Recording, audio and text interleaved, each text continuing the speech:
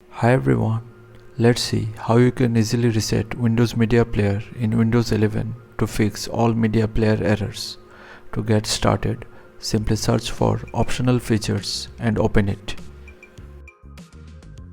Then click on View Features. Then in the search box here, type Windows Media Player. You'll get to see the Windows Media Player Legacy app. Simply select it and click on Remove. Once removed, close this window. Then go to View Features again. Then click on See Available Features. Now search for Windows Media Player here. You'll get the app.